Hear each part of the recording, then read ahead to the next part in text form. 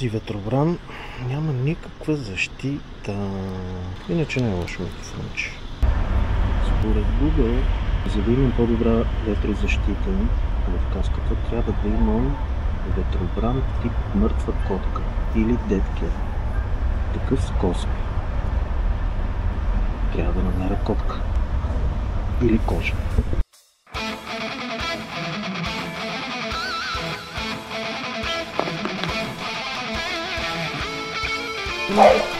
Чакай, трябва ми малка част от опашката само. Така, опитите да хвана кучето и онази котка се провалиха, ще трябва да търся кожи. Ето, кожа от лисица.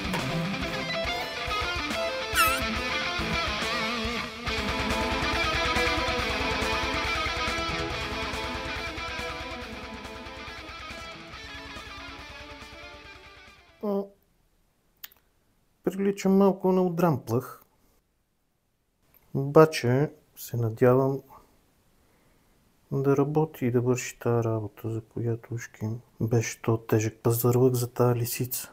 Но това е мекичко, ако не е друго, мога да си го чешам. Ще видим сега какво ще стане.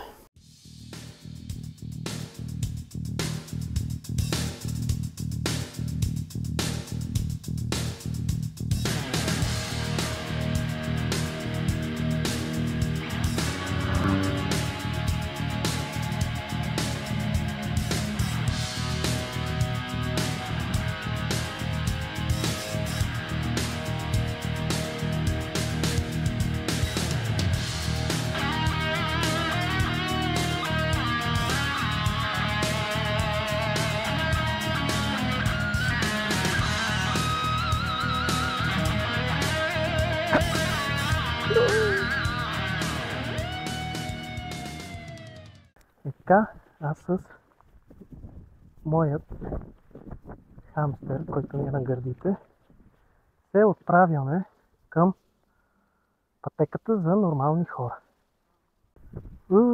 Какъв голям гущер!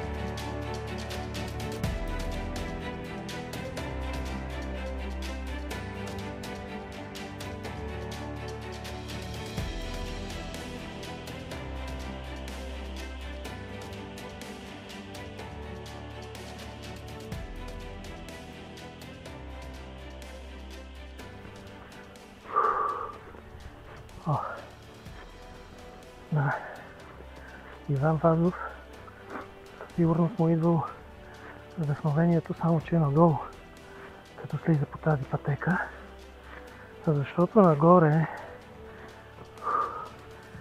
ми идват само мрачни мисли.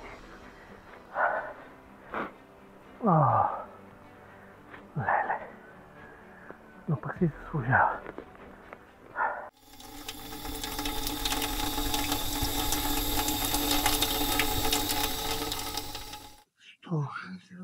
Успях, оцелях.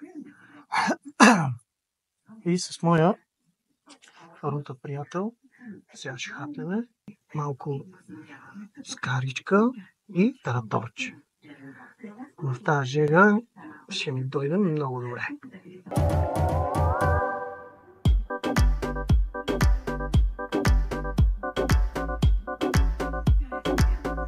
Хапни бе! Готино е! Ам.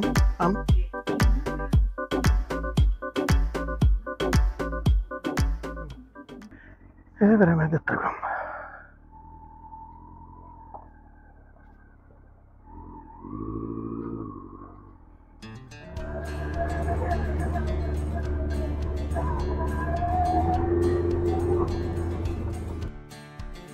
И така, теста с микрофона не се оказа много сполучлив.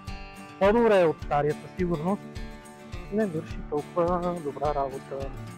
Така че ще помоля някой, ако използва някакъв микрофон за мотор, моля ви, напишете ми в коментарите долу какъв е потребил, купихте, че съм ви изключително благодарен.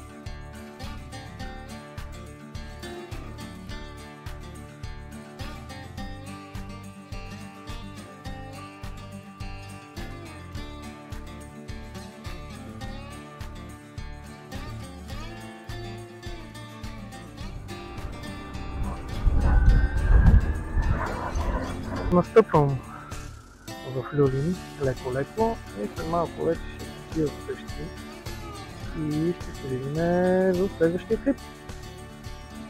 Чао!